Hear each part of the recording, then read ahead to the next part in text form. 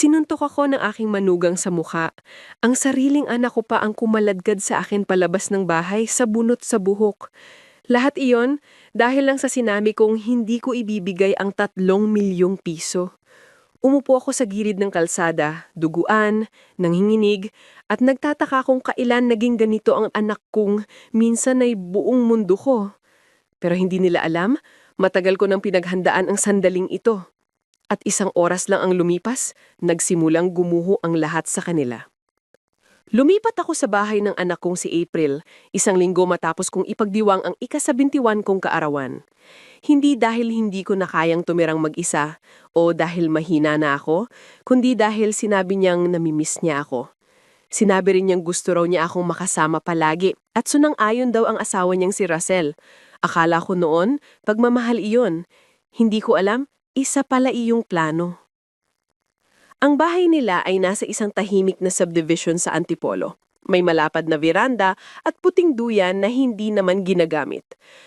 Pinalamot yan ni April ang guest room ng kulay lila at puti, mga paborito kong kulay.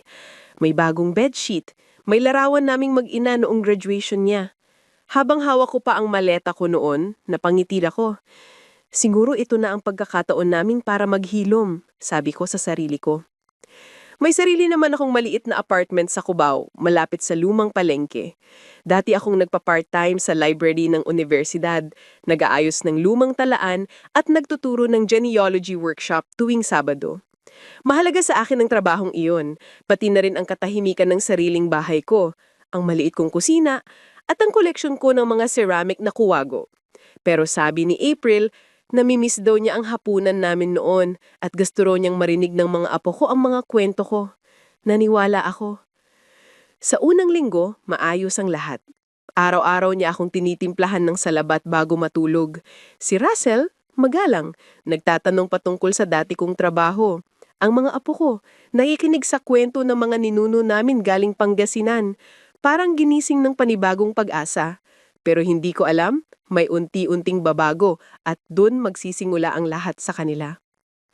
Mula sa mga ngiti at halakhakan noong unang linggo, unti-unting nagbago ang simoy sa bahay. Napansin ko muna sa mga simpleng bagay, ang tono ng boses ni April, ang paraan niyang magsalita tungkol sa pera, parang may bigat sa bawat salita.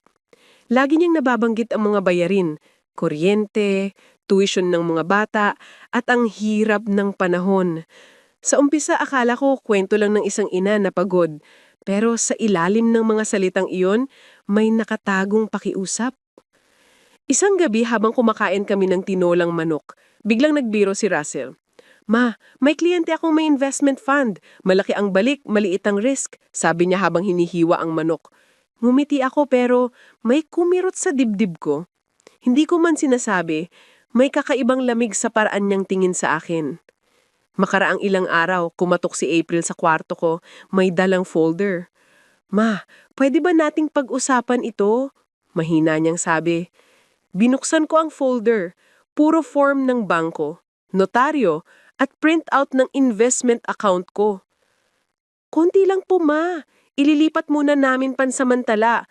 Sa 6 na buwan lang, ibabalik namin agad, para sa kinabukasan ng mga bata. Tahimik akong nakatingin sa kanya. April, tanong ko, paano mo nakuha ang detalye ng account ko? Ngumiti siya, pero malamig ang mata. Matagal ko nang alam ang password mo, ma. Alam mo namang lagi akong nag-aalala sa'yo. Kinagabihan, hindi ako makatulog. Nakatingin ako sa kisame habang nag-iikot ang bentilador. Naalala ko ang asawa kong si Mang Tonyo, kung paano naming pinaghirapang ipon bit by bit nang hindi kailanman ginagalaw ang puhunan. Naalala ko rin noong pinautang ko si April ng 2,000 para ipagawa ang kotse niya, hanggang ngayon hindi nabayaran. Doon ko naramdaman na ang pag-ibig sa bahay na iyon ay may kapalit. Pagdating ng 2 linggo, nagsimula na akong mag-lock ng pinto tuwing gabi.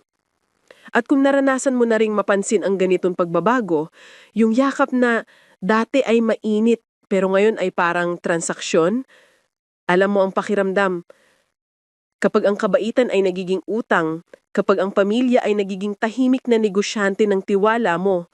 At sa gabing iyon, habang nakahiga ako, Naramdaman kong may darating na bagyo. Hindi ulan, kundi kasinungalingan na matagal na palang nag-uugat sa loob ng bahay. Pagpasok ng ikatlong linggo, tuluyang nag-iba ang ihip ng hangin sa bahay. Hindi na banayad, kundi malamig. Parang may laman ng bawat katahimikan. Nagsimula iyon sa resibo ng palengke. Lagi akong nag-aabot ng pera para sa mga binibili ko. Gatas, tinapay, tsaa. Pero isang hapon, iniwan ni April ang resibo sa mesa. May bilog na pula sa ilang item at may nakasulat na maliit na post-it. "Share mo, ma. Salamat." Walang emoji, walang ngiti. Parang memo ng estranghero. Kinagabihan, nilapitan niya ako. May hawak na listahan ng bayarin sa bahay. Kuryente, tubig, internet, lahat naka-highlight. "Para malinaw, ma," sabi niya. "Kasi gusto kong patas ang lahat. Ganyan daw ang matibay na pamilya." Si Russell tahimik lang sa gilid. Nagbe-Facebook habang tumatango. Hindi ako sumagot. Bit-bit ko ang papel, umakyat sa kwarto, at doon ko tinitigan ang kabuuan. Hindi naman malaki ang halaga, pero mas malakas ang mensahe. Hindi ako ina. Isa akong boarder. Kinabukasan, nadatnan ko si Russell sa kusina. May hawak na maliit na itim na notebook. Nang mapansin niyang papasok ako, dali-daling isinara iyon at ngumiti. Nang gabing iyon, wala sila sa bahay, kaya binuksan ko ang drawer kung saan ko itinatago ang mga personal kong dokumento. Napansin kong magulo ang pagkakaayos. Ang ilang papeles, iba na ang pagkakalagay. Hindi ko na kailangan ng ebidensya. Kilala ko na ang ganitong pakiramdam. May nagkakalikot sa likod mo. Kinabukasan, habang nag-aalmusal kami, binanggit ni April na dapat daw ayusin ko na raw ang estate planning ko. "Mas madali kasi makakapag-joint account," sabi niya. Kunwari nag-aalala. "Alam mo ba, yung nanay ng friend ko nilagay lahat sa trust para walang gulo pag nawala siya." Hindi ako sumagot. Nakatingin lang ako sa malamig kong kape. Pagkatapos ng almusal, tumawag ako ng financial advisor ko mula sa sasakyan. Pakiset ng alert sa lahat ng account ko at kung may subok na magbago ng access, i-flag nyo agad, sabi ko. Tahimik siya, halatang nag-aalala. "Ma'am, may nangyayari ba?" tanong niya. "Wala naman," sagot ko. "Nag-iingat lang." At sa sandaling iyon, nagsimula na akong maghanda. Hindi sa laban, kundi sa katotohanang matagal ko nang tinatanggihan. Ang anak kong minahal ko ng buong puso. May ibang plano pala para sa akin. Pagsapit ng ika-4 na linggo, naramdaman kong may kakaiba na talaga. Hindi na ito simpleng pagbabago ng ugali, kundi parang may humihigpit na lubid sa leeg ko araw-araw. Napansin ko una sa mga tunog. Ang lakas ng yabag ni Russell tuwing dadaan sa pasilyo. Ang biglang pagbukas ng pinto ni April sa kwarto ko na parang wala akong karapatang kumatok babalik. Maging ang mga apo ko na dati laging nakakapit sa akin, biglang abala na raw sa online class kahit weekend. Isang umaga, napansin kong nasa ibabaw ng aparador ang lalagyan ng gamot ko. Dati itinatago ko iyon sa ilalim ng kama. Nang buksan ko, may nawawana. Ang kapsulang dapat ay para sa Martes. Hindi ako nagtanong, hindi rin ako nagalit. Tahimik kong itinapon ang buong laman at kumuha ng bago mula sa tinataguan kong pouch. Mula noon, hindi na ako nag-iiwan ng tasa ng kape sa mesa kapag hindi ko ito hawak. Isang hapon, narinig kong may kausap si Russell sa labas. Malakas ang boses niya, parang may binibilangan. "Equity, consolidation, guardianship," sabi niya. Hindi ko man lahat ang ibig sabihin, pero alam kong tungkol iyon sa pera. Pera ko.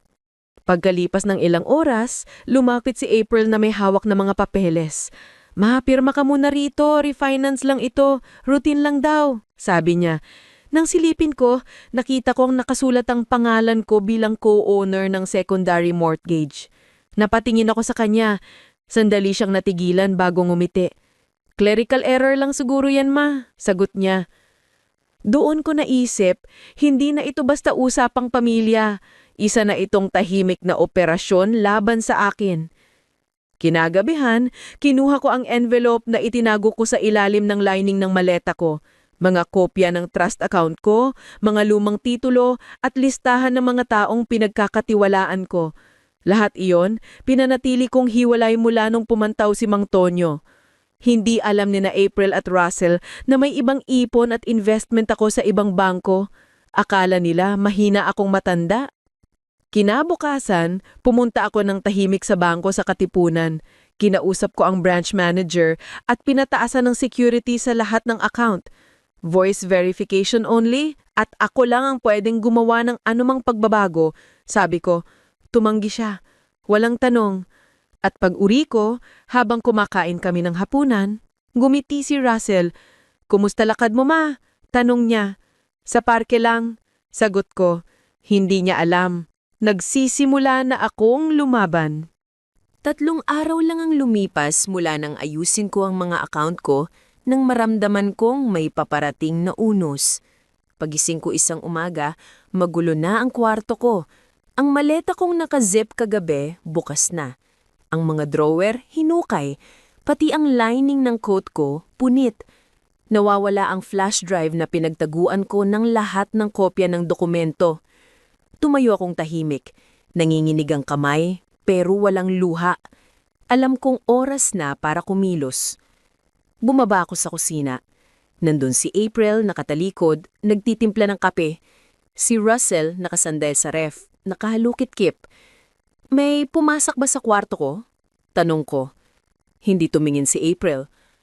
Baka isa sa mga bata ma, naghahanap ng gunting.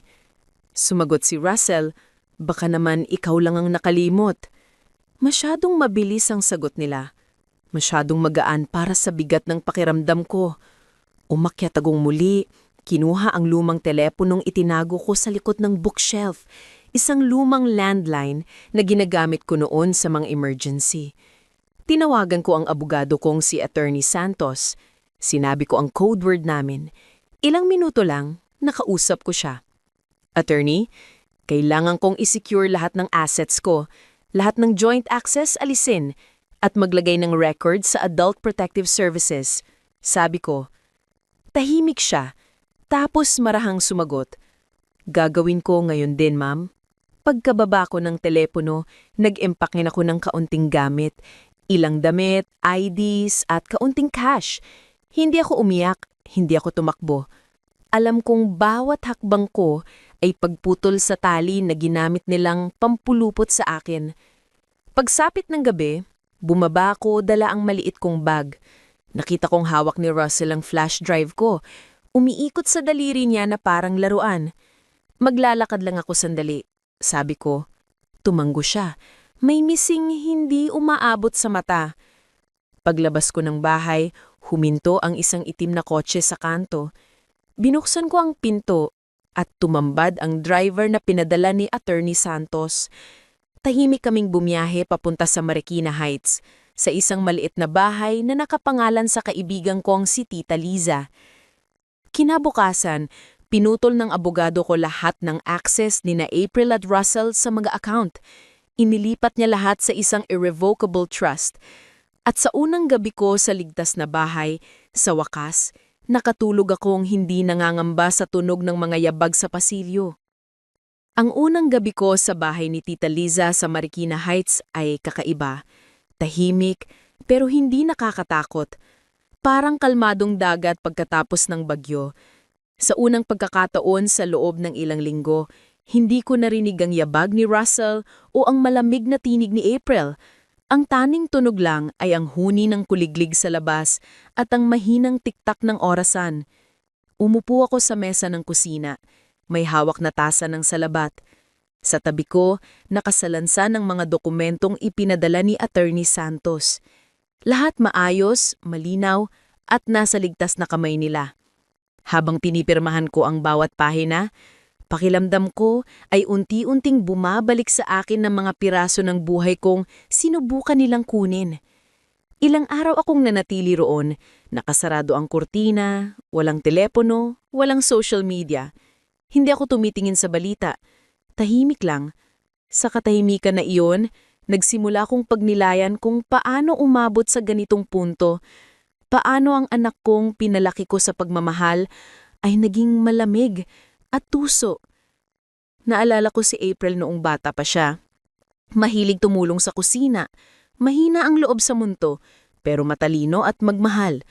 Kaya hindi ko agad nakita ang pagbabago. Hindi ko napansin kung kailan naging mas mahalaga sa kanya ang ginhawa kaysa sa dangal. Sa ika-4 na araw ko roon, dumating ang email sa bangko. May 2 tangka pag-login sa account ko gamit ang lumang password. Isa sa IP address ng kumpanya ni Russell. Kasunod noon tumawag si Attorney Santos. Ma'am, secure na lahat. Na-freeze na ang joint assets. Pero may bago. Nakausap ko ang taga-Adult Protective Services. Magbubukas sila ng tahimik na investigasyon.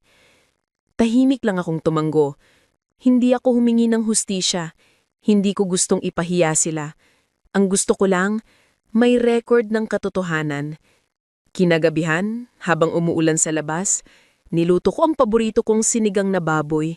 Amoy pa lang ng sabaw, parang yakap. At noon ko natanto, hindi ko kailangang ipaglaban ang sarili kong halaga. Nasa loob ko na yon. Ang ginawa nila ay sugat. Pero ang sugat, humihilom. At habang pinikinggan ko ang ulan, alam kong hindi pa tapos ang kwento. Dahil minsan, ang katahimikan, hindi pala tandaan ng kapayapaan, kundi panahon ng paghahanda. Makalipas ang ilang araw ng payapang pamamalagi sa bahay ni Tita Liza, dumating ang liham. Puting sobre, makapal, may logolong isang law firm sa Ortigas. Nang mabasa ko ang pangalan ni na April at Russell sa itaas, naramdaman kong muling bumigat ang dibdib ko. Bimuksan ko ito ng dahan-dahan. Ang laman, malamig na salita sa papel. Ipinapaabot namin ang aming pagkabahala sa biglaang pagkawala ninyo. Nais naming makipagkita upang pag-usapan ang muling pagsasaayos ng inyong estate. Nakasaad din doon na baka raw ako ay nasa ilalim ng impluwensya ng mga taong may ibang intensyon. Idinagdag pa nila, dahil sa inyong edad marahil ay hindi na ninyo lubos na nauunawaan ang mga desisyong inyong ginagawa. Napalunok ako. Ganito pala kapag tinangka kanilang burahin bilang tao. Hindi lang nila ninakaw ang pera ko. Gusto rin nilang agawin ang karapatan kong mamili para sa sarili ko. Ibinigay ko ang liham kay Attorney Santos. Pagkatapos niyang basahin, gumiti siya ng mapanatag. Alam kong mangyayari ito, sabi niya. Pero huwag kayong mag-alala, ma'am. Hindi ito magtatagal. Kumuha siya ng papel, minarkahan ng bawat parirala at nagsulat ng tugon. Mahigpit pero magalang. Isinama niya ang kopya ng aking medical evaluation at mga test result mula sa doktor na nagpapatunay na malinaw ang isip ko. Ipinadala rin niya ang buong timeline ng mga pangyayari, pati na rin ang mga dokumentong nagtataglay ng mga pirma ni na April at Russell sa mga pinilit nilang papeles. Pagalipas ng 2 araw, nakatanggap kami ng tawag mula sa Financial Crimes Division. Sinabi ng investigador na lumalabas sa records ng bangko ang mga pagtatangkang gamitin ni Russell ang pangalan ko upang magbukas ng account. Na-flag ito bilang bahagi ng pattern ng pang-aabuso sa matanda. Tahimik akong nakinig at nang tanungin ako kung handa akong magbigay ng pahayag, simple lang ang sagot ko. Kung makakatulong ito para wala ng ibang lolang maloko, oo, handang-handa ako. Kinagabihan, habang hawak ko ang kopya ng liham na sinubukan akong patahimikin, napangiti ako ng mapait. Hindi ko kailangan ng ganti. Ang gusto ko lang ay makita nilang hindi ako basta matanda, isa akong ina, nagising na. At sa gabing iyon, unang beses kong muling binuksan ang ilaw sa balkonahe. Hindi na ako nagtatago. 3 linggo ang lumipas bago dumating ang araw ng pagdinig. Sa panahong iyon, hindi ako nakatanggap ng tawag ni text mula kina April o Russell. Tahimik silang dalawa, pero alam kong hindi iyon kapayapaan, kundi paghahanda. Sa likod ng katahimikan, may binubuo silang laban. Nung araw ng hearing, maaga akong nagbihis. Isinuot ko ang lumang navy blue na barong style blouse na suot ko rin noong libing ni Mang Tonyo, Ang taming damit na nagbibigay sa akin ng lakas ng loob. Inayos ko ang buhok ko, walang alhas, walang pabango, walang bitbit kundi isang folder at paninindigan. Pagdating ko sa Quezon City Hall of Justice, malamig ang hangin sa loob ng courtroom. Nandon sina April at Russell, magkatabi. Hindi ako tinignan ni April. Si Russell, bahagyang ngumiti ngunit hindi umabot sa mata ang ngiti. Sa kabilang dulo, tahimik na naghanda si Attorney Santos. Nagsimula ang abogado nila. Sa tono pa lang ng boses niya, ramdam ko ang insulto. Ang aming kliyente ay nag-aalala sa kalusugan ng kanilang ina. Naniniwala kaming siya ay naliligaw ng landas at madaling maimpluwensyahan ng mga taong may ibang intensyon. Idinagdag pa nila, dahil sa inyong edad marahil ay hindi na ninyo lubos na nauunawaan ang mga desisyong inyong ginagawa. Tahimik lang akong nakinig at nang tanungin ako kung handa akong magbigay ng pahayag, simple lang ang sagot ko.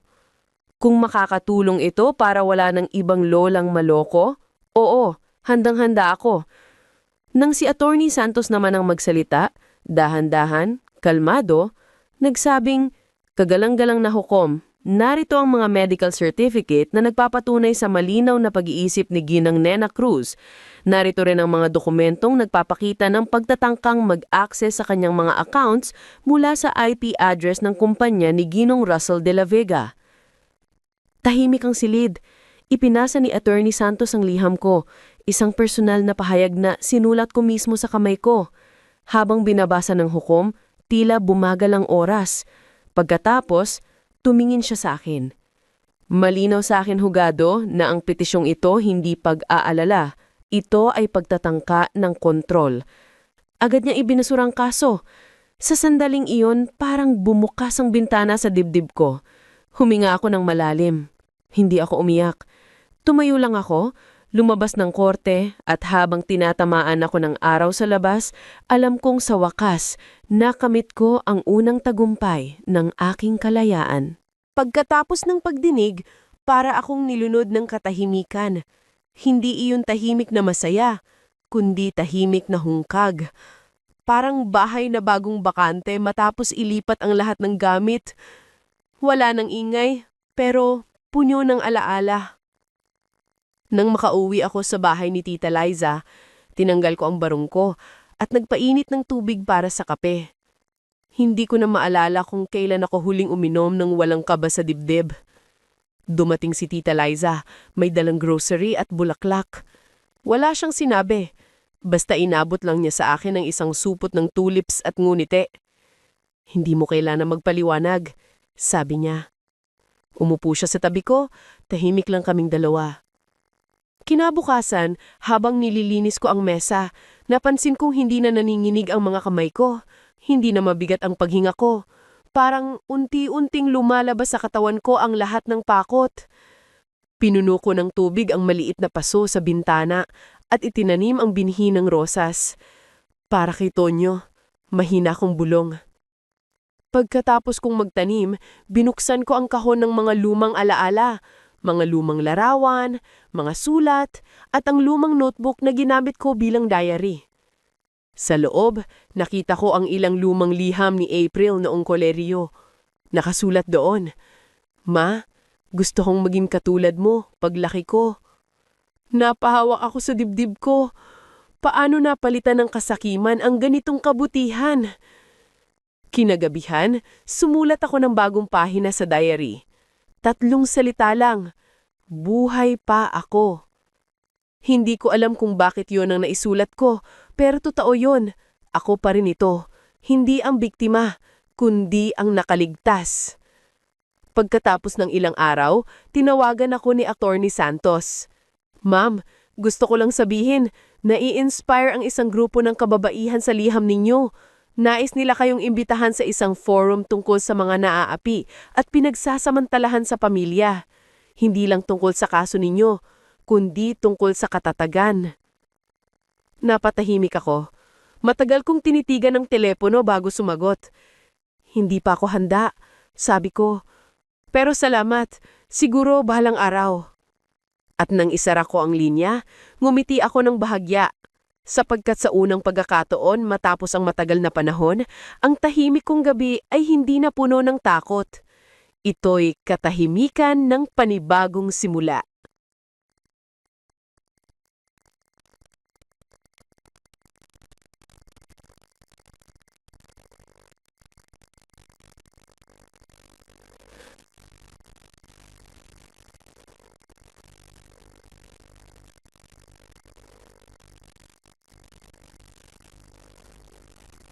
Lumipas ang ilang araw at sa bawat umagang nangigising ako, pakiramdam ko ay isa akong batang muling natutong huminga.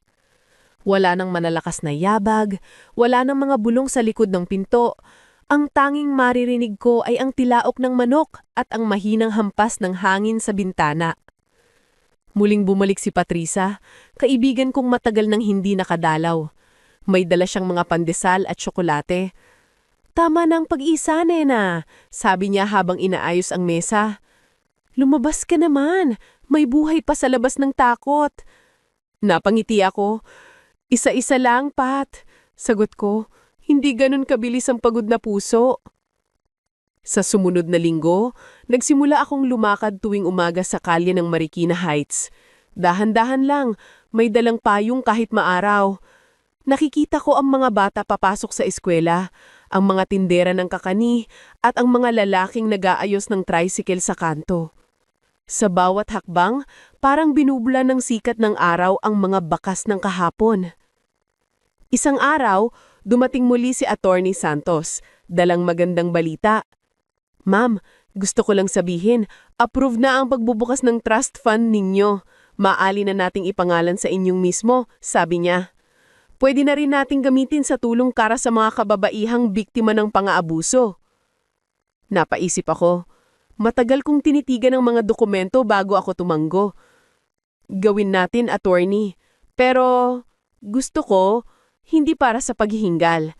Para sa mga tulad kong halos mawalan ng boses." At doon, isinilang ang Luningning Foundation. Pinangalanan ko ito sa aking ina, ang pinakamatapang na babaeng nakilala ko. Ang unang layunin, tulungan ang mga lola at inang biktima ng pang-aabuso ng sariling pamilya. Habang binabasa ko ang unang draft ng plano, napahawak ako sa dibdib ko. Sa wakas, may saysay na ulit ang lahat ng pinagdaanan ko. Kinagabihan, habang nakaupo ako sa balkone, inihanda ko ang isang tasa ng salabat at tinignan ng mga bituin. Naalala ko ang sinabi ni Mang Tonyo dati, "Ang mga sugat, Nena, hindi mo kailangang itago. Patunayan mo lang na nakalakad ka pa rin kahit may peklat." Ngayon, habang humahaplos ang malamig na hangin sa pisngi ko, alam kong totoo yun. Hindi ko na kailangang tumingin pabalik, sapagkat sa wakas, nakaharap na ako sa liwanag ng panibagong simula. 2 linggo matapos maitatag ang Luningning Foundation, tahimik lang ang mga araw ko. Abala ako sa paghanda ng mga form, pagtanggap ng mga liham mula sa mga kababaihang humihingi ng tulong at paminsan-minsan pagtulong sa kapitbahay sa paggawa ng relief goods. Akala ko, tuluyan ng sarado ang kabanata ni na April at Russell sa buhay ko. Ngulit isang umaga, habang nagtitimpla ako ng kape, tumunog ang telepono. "Ma'am Nena," boses ni Attorney Santos, kalmado pero may bigat. "May bagong balita. Lumalalim na ang investigasyon ng federal authorities tungkol sa mga kasong elder financial exploitation. At lumabas ang pangalan ni Russell, pati ni April." Nanlamig ang kamay ko habang nakahawak sa tasa. "Sigurado ka ba, attorney?" Tanong ko. "Oo, ma'am," sagot niya. "May mga bank record na nagpapatunay ng paggamit ng pirma ninyo sa mga peking dokumento at may nagbigay ng anonymous tip ang nag-report mismo sa kanila." Tahimik akong nakinig. Hindi ko alam kung matatakot ba ako o maaawa. "Sino raw ang nag-tip?" Tanong ko. "Hindi pa sigurado," sagot niya. "Pero may mga palatandaan. Maaaring si April." Parang tumigil ang mundo sa sandaling iyon. Ang anak kong nagtulak sa akin palabas ng bahay, maaaring siya ring dahilan ng pagputok ng katotohanan. Hindi ko alam kung ginawa niya iyon dahil sa konsensya o dahil sa takot. Pero sa unang pagkakataon, naramdaman kong may bahid pa ng kabutihan sa puso niyang tinigasan ng kasakiman. Kinagabihan, tahimik akong naupo sa harap ng altar. Hindi ako nagdasal ng parusa, kundi ng kapatawaran. Hindi para sa kanila, kundi para sa sarili ko. Kasi minsan, mas mabigat dalhin ng galit kaysa sugat. Habang tinatanaw ko ang kandila, naramdaman kong bumalik sa isip ko ang lahat ng nangyari. Ang sigaw ni April, ang tingin ni Russell, ang malamig na sahig ng bahay kung saan ako itinapon. Pero kasabay ng lahat ng alaala, may bagong damdamin na sumulpot, kapanatagan. Dahil ngayong nasa kamay na ng batas ang hustisya, ako naman ay may tungkuling buuin ang mga gaya kong muntik ng mabura. At sa unang pagkakataon, hindi na ako nagtago sa dilim ng nakaraan, ako mismo ang nagsindi ng ilaw para sa iba. Simula nang lumabas sa dyaryo ang balita tungkol sa Luningning Foundation, araw-araw ay may kumakatok sa maliit na opisina naming inuupahan sa Marikina Public Market Complex. Mga lola, mga ina, minsan pati mga anak na gustong iligtas ang kanilang mga magulang mula sa abuso. Ang bawat mukha may daladalang bigat ng hiya, takot, at pag-asa. Isang tanghali, dumating si Aling Josie, 72, payat, mahina, pero talim ang mata. Lola Nena, mahina niyang sabi, yung anak kong lalaki kinuha lahat ng pera ko. Sabi niya para raw sa negosyo. Na yun, iniwan akong mag-isa sa bahay. Wala akong alam kung saan na siya. Hiniyak ko siya ng mahigpit. Hindi ko sinabi, pero ramdam kong nakita ko sa kanya ang sarili ko ilang buwan lang ang nakalipas. Sumunod naman si Eloisa, dating guro.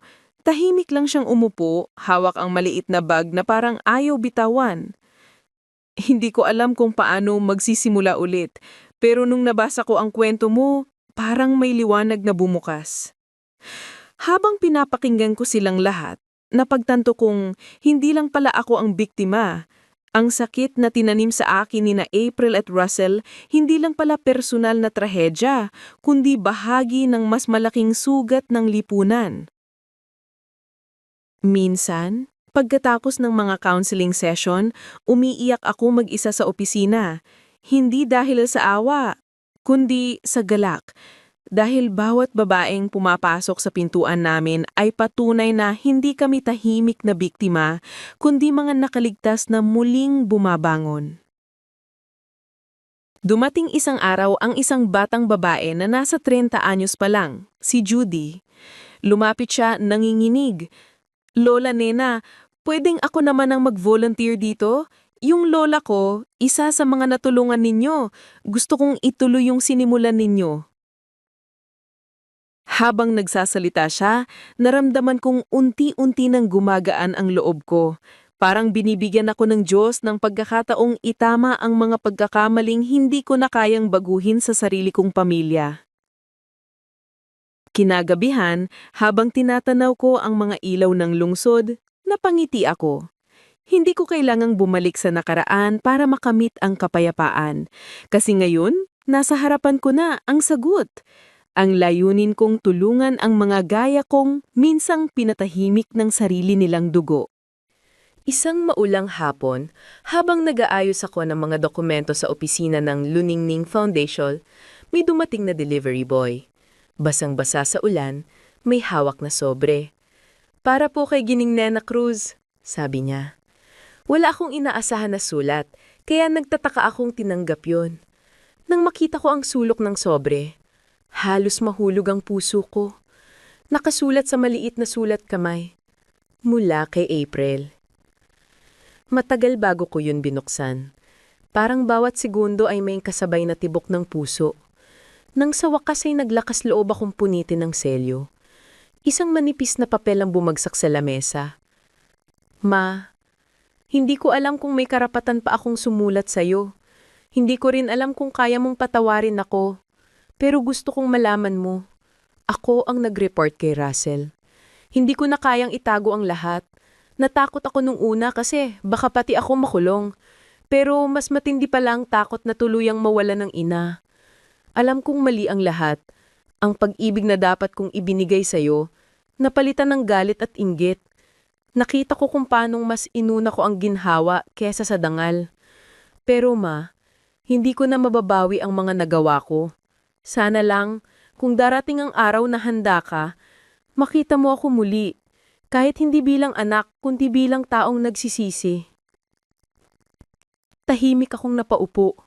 Hindi ko alam kung iiyak ba ako o tatahimik na lang.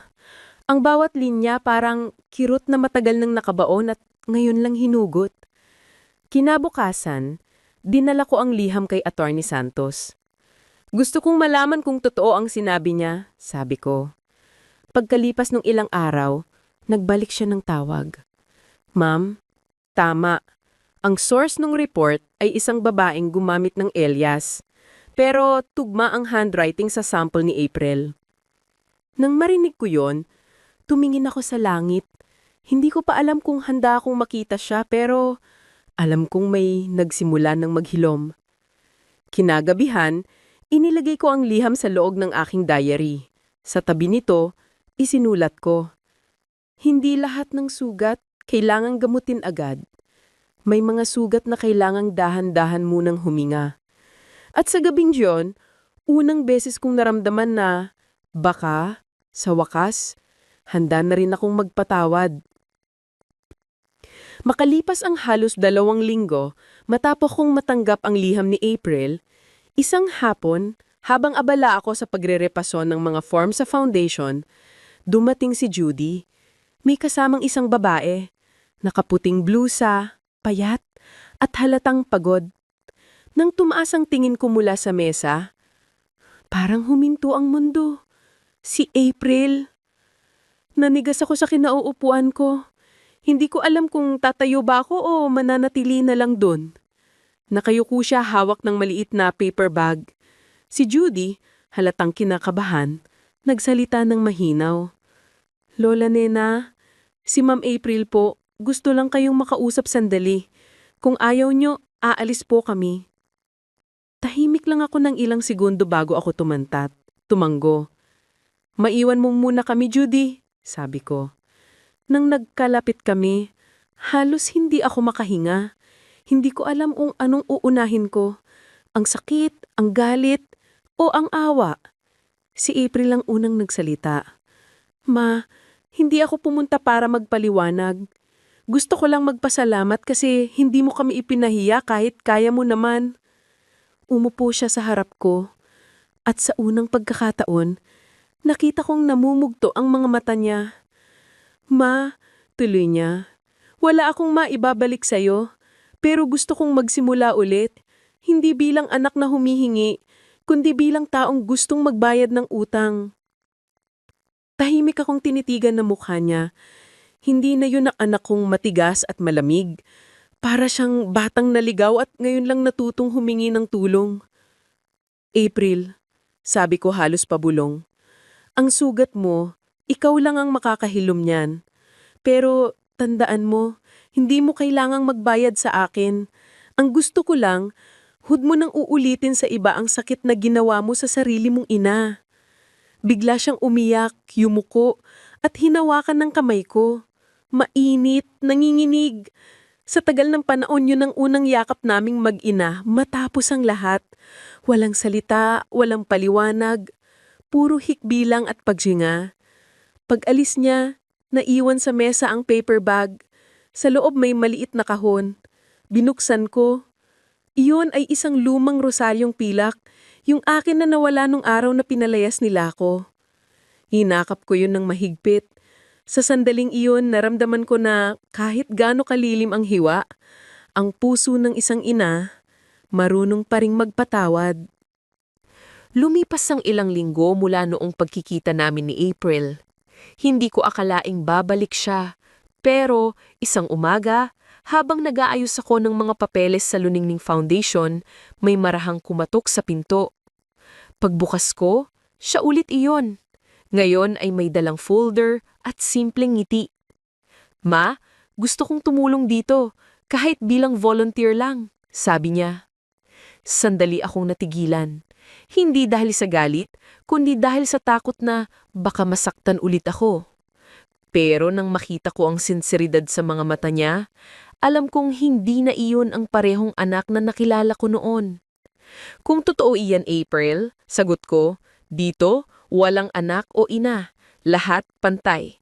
Gagawin mo ito hindi para sa akin, kundi para sa mga tulad mong gustong bumangon. Tumango siya, ngumiti, at nagsimulang ayusin ang mga kahon ng relief goods. Habang pinapanood ko siyang tahimik na nagtrabaho, may kakaibang kapayapaan akong naramdaman. Parang matagal ng saradong pinto sa puso ko ang unti-unting nabubuksan. Sa mga sumunod na araw, naging masigla ang opisina. Si April ang madalas magtimpla ng kape para sa lahat. Tinuruan ko siyang makinig sa mga kwento ng mga kababaihan, hindi para husgahan, kundi para maunawaan. Minsan, habang nakikinig kami sa isang lola na iniwan ng anak, nakita kong palihim na umiiyak si April.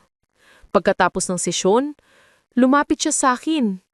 Ma, sabi niya, ngayon ko lang talaga naintindihan. Lahat ng ginawa ko sa'yo, yun din pala ang sakit na pinapasan ng ibang anak sa magulang nila. Napahawak siya sa dibdib niya. Ang bigat pala, ma. Lilapitan ko siya. Hinawakan ko ang kanyang balikat. Ang pag-amin, anak, unang hakbang lang. Ang tunay na pagbabago kapag natutunan mong tumulong sa iba ng walang kapalit. Simula noon, naging bahagi si April ng foundation. Siya ang tumutulong sa mga seminar, nag-aayos ng mga kwento ng mga nakaligtas at unti-unti nagkakaroon ng panibagong direksyon sa buhay. Isang gabi, bago siya umuwi, lumapit siya sa akin at mahina ang tinig.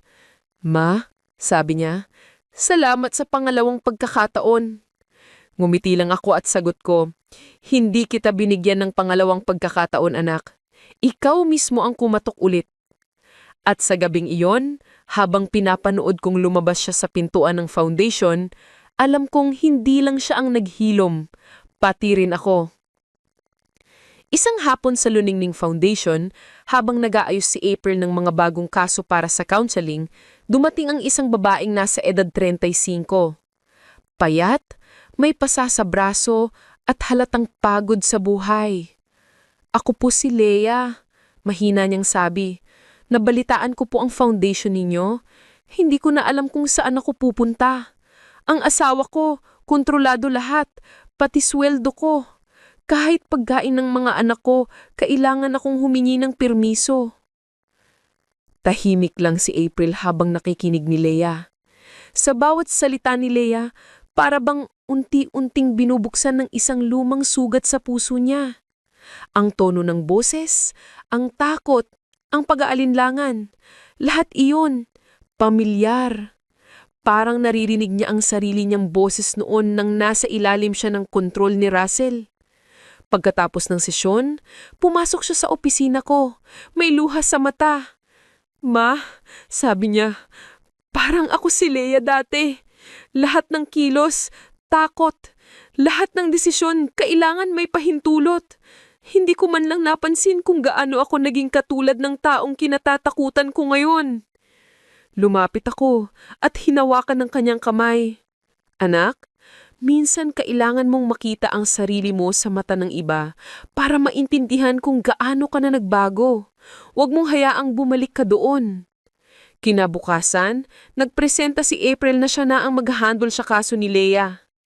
Tahimik lang akong tumanggo. Sa mga sumunod na linggo, naging malapit silang dalawa. Tinulong ni April si Leia na maghanap ng trabaho, magrenta ng maliit na silyer at muling tumayo sa sariling paa. Isang gabi, matapos ang counseling, nagsimula silang mag-usap sa labas ng foundation. Salamat, April. Hindi ko alam kung paano ako makakabangon kung hindi dahil sa'yo. Ngumiti si April, may bahid ng luha sa mata. Hindi mo kailangan ng tagapagligtas, Leia. Kailangan mo lang maniwala na kaya mong magdesisyon para sa sarili mo. Mula noon, tuwing tumutulong si April sa iba, nararamdaman kong Unti-unti niyang pinatatawad, hindi lang ako, kundi ang sarili niya. At habang pinapanood ko silang dalawa mula sa loob ng opisina, napangiti ako. Dahil minsan, ang tunay na tanda ng pagbabago ay hindi ang mga salitang patawad o salamat, kundi ang kakayahang magligtas ng iba gamit ang mga sugat na minsan mong pinagdaanan. Ilang buwan matapos maging volunteer si April, inimbitahan kami ng lokal na pamahalaan ng Marikina sa isang forum para sa kababaihan. Tema ng pagtitipon, pagbangon ng mga ina, kwento ng katatagan at pagpapatawad. Nais daw nilang magsalita ako bilang tagapagtatag ng Luningning Foundation. At sa hindi ko inaasahan, si April bilang isa sa mga inspiradong kababaihan. Noong araw ng forum, maaga kaming dumating. Nakabarong na kulay krema si April. Simpleng ayos, pero may ningning sa mata na matagal kong hindi nakita.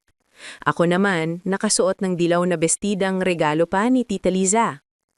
Habang inaayos ng staff ang mikropono, naramdaman kong nanginginig ang kamay ko, hindi sa takot, kundi sa bigat ng alaala. Ako ang unang nagsalita. Maraming salamat po sa pagkakataong ito, panimula ko. Marami sa atin ang tahimik na nakikipaglaban sa loob ng sariling tahanan.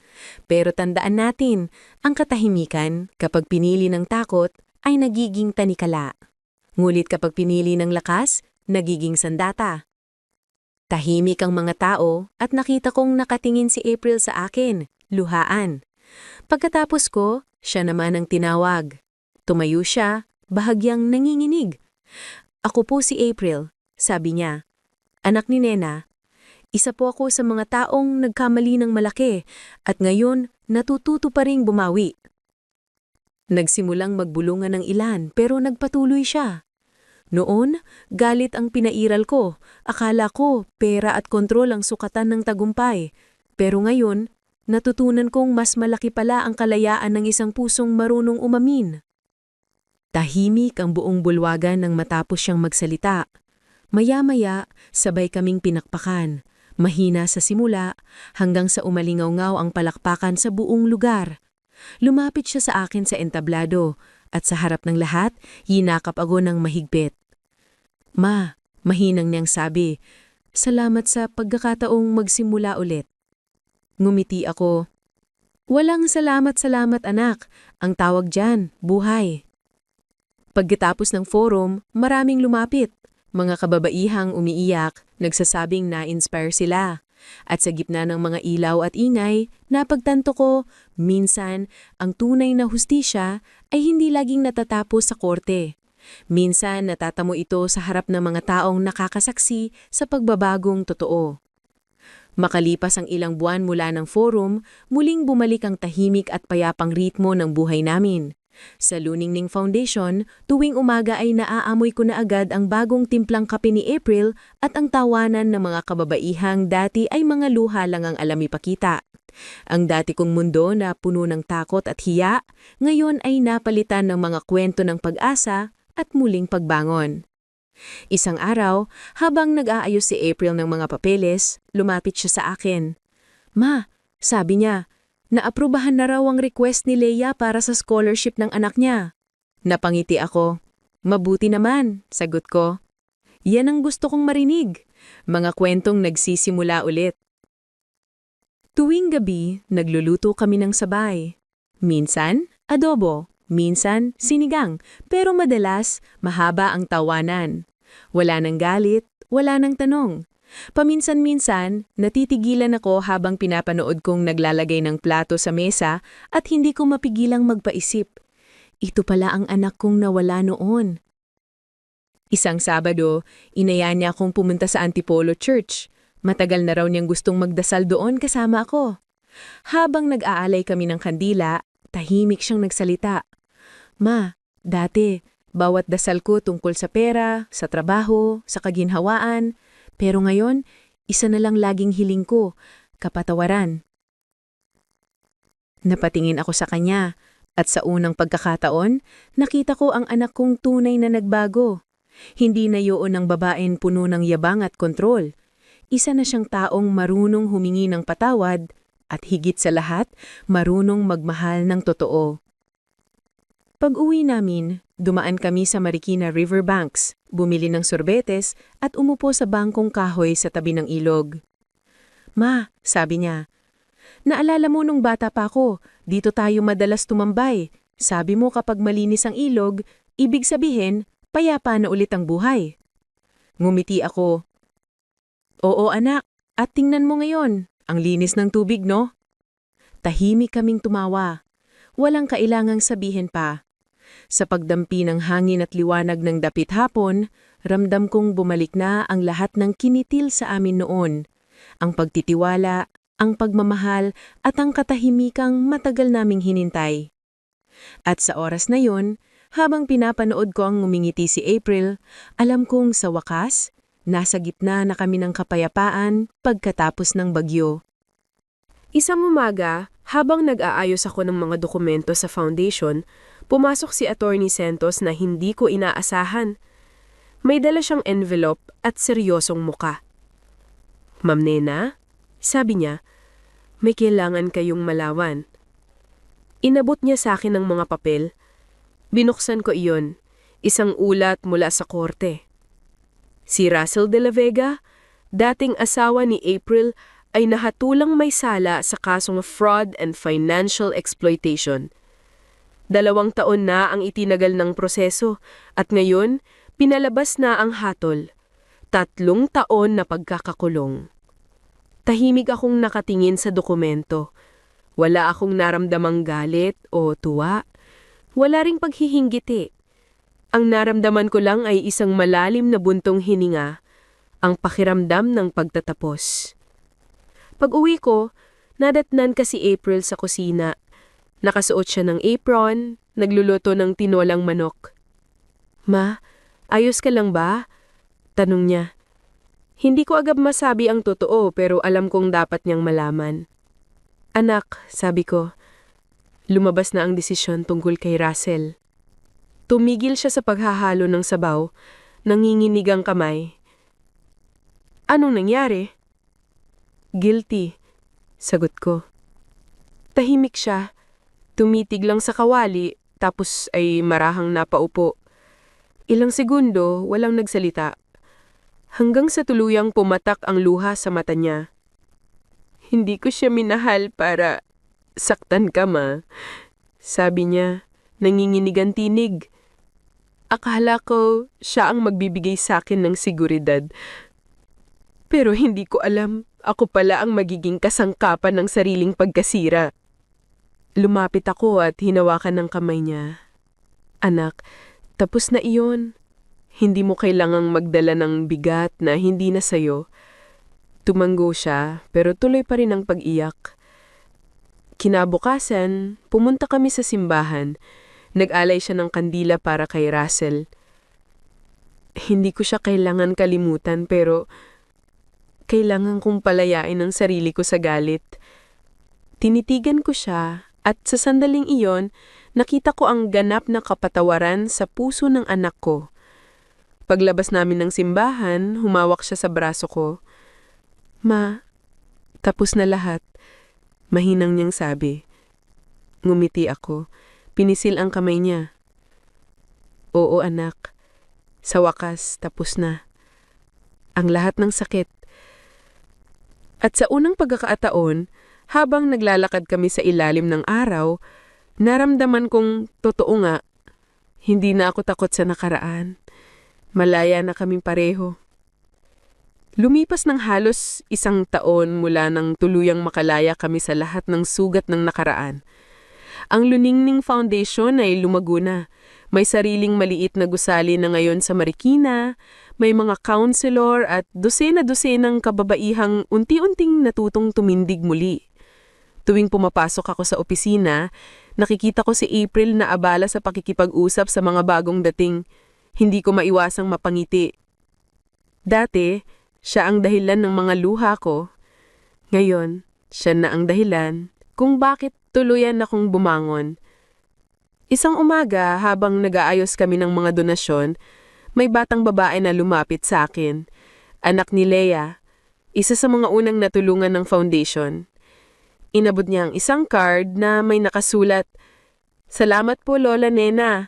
Dahil po sa inyo, may nanay na ulit akong numingiti." Napatitig ako sa sulat at hindi ko napagirang mapaluha.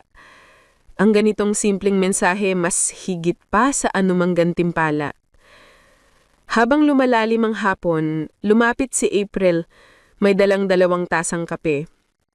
"Ma, ang dami nating natulungan ano. Pero alam mo kung sino ang pinaka-natulungan mo?" "Sino?" tanong ko. "Ang sarili mo," sabi niya, sabay ngiti. Napatawa ako. Siguro nga, pero hindi ko yun magagawa kung hindi rin ako natutong magmahal muli sa anak ko. Pag-uwi namin, huminto kami sa Marikina Riverbanks. Katulad ng dati, dala namin ng lumang rosaryo na ibinalik ni April. Sabay naming itinapon sa ilog ang ilang petal ng bulaklak, simbolo ng lahat ng pait na iniwan na namin. Habang pinapanood naming lumulutang ang mga iyon, tahimik lang kaming magkakahuk ng kamay. "Ma, salamat kasi hindi mo ko tuluyang talikuran." Ngumiti ako. "Anak, ang isang ina maaaring masaktan, pero kailanman ay hindi mawawalan ng puso." Habang tinatamaan kami ng sinag ng papalubog na araw, naramdaman kong yun na ang katapusan ng isang mahabang kwento, hindi ng sakit, kundi ng paghihilom. Wala nang hiya, wala nang galit. Ang natira na lang ay pag-ibig na natutong magpatawad, magbigay, at muling maniwala sa sarili. At habang dahan-dahan kaming naglalakad pa uwi, tanga ng katahimikan at liwanag ng dapit hapon, alam kong ito na ang tunay na simula. Hindi ng bagong kabanata, kundi ng bagong buhay.